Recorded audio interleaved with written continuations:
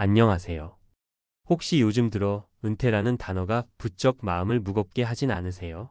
주변에선 누군가가 어느새 퇴직했다는 소식이 들려오고 한때는 남일 같았던 이야기가 갑자기 내일이 되어버린 기분 말이죠. 저도 마찬가지였습니다. 한창 직장 생활에 바쁘게 매달릴 때는 50대에 접어들어 은퇴를 앞둔 삶이 이렇게 빠르게 찾아올 줄은 몰랐거든요. 그런데 막상 은퇴가 코앞으로 다가오니 이제 앞으로 어떻게 살아야 하지? 지금까지 번 돈은 충분한가? 아직도 내 아이들 뒷바라지는 끝나지 않았는데 앞으로 의료비나 생활비는? 이런 현실적인 고민들이 하나둘씩 떠오르기 시작했습니다. 사실 우리 부모 세대는 젊을 때 열심히 일하고 퇴직 후에는 공무원 연금이나 안정적인 연금 제도로 어느 정도 경제적 여유를 누릴 수 있었던 분들도 많았어요.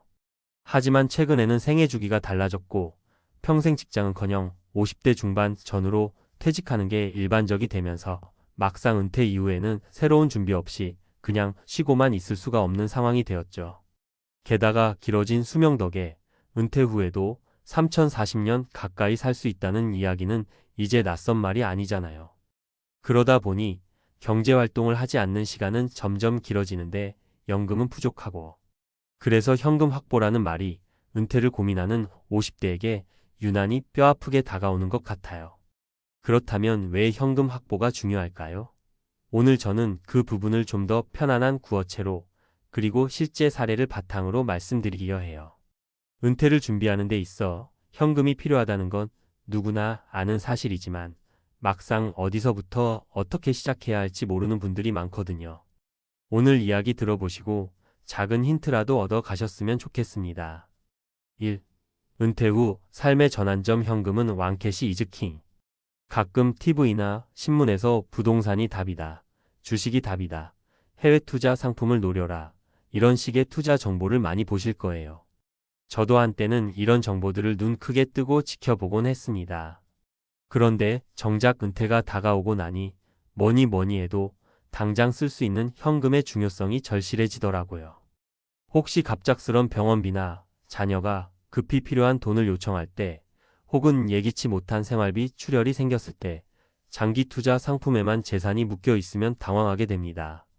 다른 투자 수단을 완전히 배제하자는 얘기가 아니라 기본적으로 손쉽게 꺼내 쓸 수 있는 유동 자산, 즉 현금을 얼마나 안정적으로 마련해 두었느냐가 은퇴 생활의 기본 안전판이 된다는 뜻이에요. 오래된 말이긴 하지만 현금은 왕캐시 이즈 킹이라는 표현이 괜히 있는 게 아니거든요. 막상 은퇴 생활에 들어가면 아무리 부동산 가치가 올라가고 주식에서 수익이 났어도 실제로 그걸 현금으로 바꿔 쓸 수 있으려면 시일이 걸리거나 예기치 못한 매도, 손실이 발생할 수 있습니다. 그래서 오늘은 여러분께 우리가 지금 당장 시작할 수 있는 현금 확보 전략을 좀 나눠보려고 해요. 크게 세 가지 사례를 통해 실제로 50대에 접어들면서 어떤 식으로 자금을 확보했는지 그리고 그 과정에서 무엇을 고민해야 하는지 함께 살펴볼 겁니다. 소개해드리는 사례들이 정답은 아니지만 적어도 이렇게 현실적인 방법으로 접근하는 사람들도 있구나 하고 참고하실 수 있을 거예요. 2. 사례 1. 중고 물품 정리로 시작한 쏠쏠한 부업. 첫 번째 사례는 제 지인인 김모 씨 52세의 이야기입니다. 김 씨는 한 중견 기업에서 25년간 일했어요. 사실 아직은 정년이 조금 남아있긴 한데 회사 분위기가 불안정해지고 구조조정 이야기가 나오면서 퇴직을 고려하기 시작했습니다. 은퇴가 남의 일인 줄 알았는데 갑자기 내 얘기가 된 기분이라면서 한숨을 쉬더라고요. 처음에는 지금까지 모아둔 돈과 퇴직금을 어떻게 불려볼까 고민했습니다. 여러 펀드나 주식을 알아보기도 했지만 리스크가 크게 느껴졌다고 해요. 그래서 당장 내가 손쉽게 접근할 수 있는 방법이 뭐가 있을까 고민하던 중 집 안에 있던 물건들을 중고로 팔기 시작했습니다. 원래 비우기가 취미이긴 했지만 이걸 제대로 해본 적은 없었다네요. 옷부터 시작해서 아이들이 사용했던 장난감, 오래된 전자제품까지 필요 없는 물건들을 싹 정리해서 중고 마켓에 올렸는데 처음 한두 달 만에 50만 원 넘게 수익이 났습니다. 물론 이걸로 인생 역전을 바라기는 어렵지만 김 씨는 이렇게 작은 돈이라도 현금을 만들어내는 경험이 꽤 새로웠다고 해요. 게다가 요령이 생기다 보니 이제는 동네 중고 상점이나 온라인 경매 사이트 등을 적극적으로 활용해 싸게 산 물건들을 재판매하는 소소한 부업을 하고 있습니다. 처음엔 애들 장난감 팔아봤자 얼마나 되겠어? 라고 생각했는데 막상 해보니까 쏠쏠하다는 겁니다. 지금은 한 달에 20만 원 안팎의 부수입이 생겨요.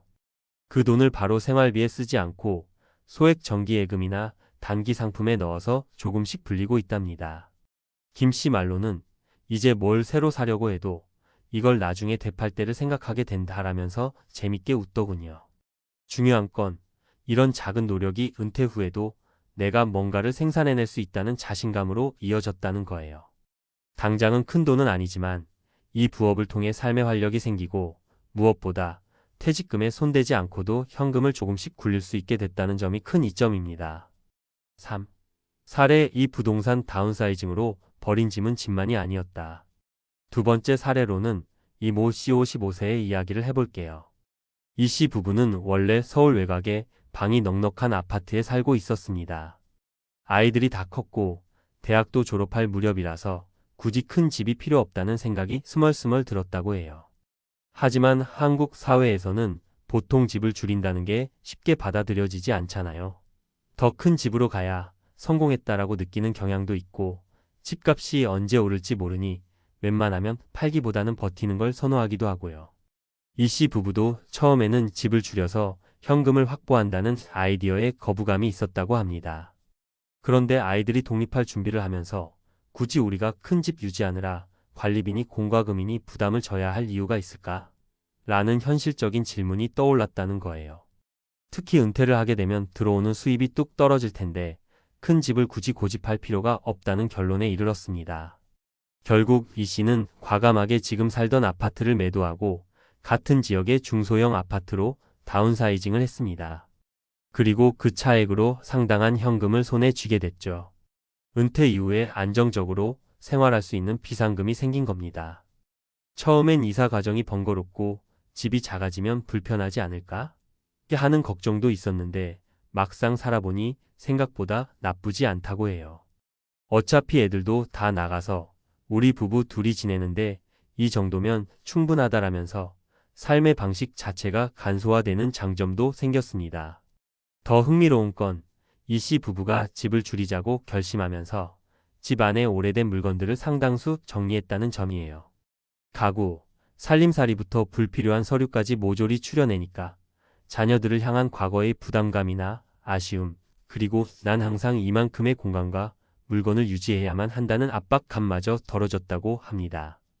몸과 마음이 함께 가벼워졌다고 하더군요. 짐만 줄인 게 아니라 우리 인생에 쓸데없이 붙어있던 짐도 같이 버렸다고 말할 정도니까요.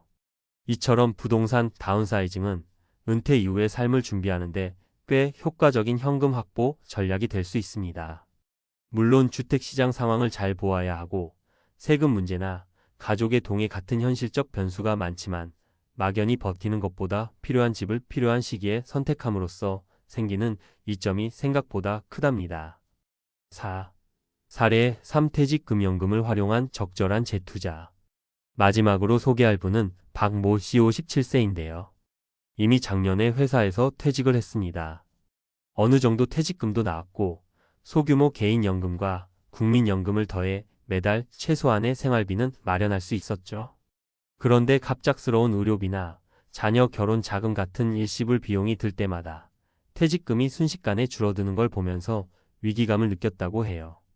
박 씨가 주목한 건 퇴직금이나 연금을 활용한 재투자였어요. 은퇴한다고 해서 내 자금을 전부 묶어두는 게 아니라 적절히 돈이 움직이게 해야 했던 거죠. 하지만 적립식 펀드나 공격적인 주식 투자에 한 번에 큰 돈을 넣는 건 부담스러웠습니다. 그래서 매달 일정 금액을 조금씩 넣는 적립식 금융 상품을 알아보고 그 중에서도 안전성을 담보할 수 있는 중위험 중수익 상품을 선택했죠. 구체적으로는 배당주 펀드나 채권 혼합형 펀드 같은 걸 골랐다고 합니다. 물론 그 정도라면 수익률이 낮지 않나? 라고 생각하실 수도 있어요.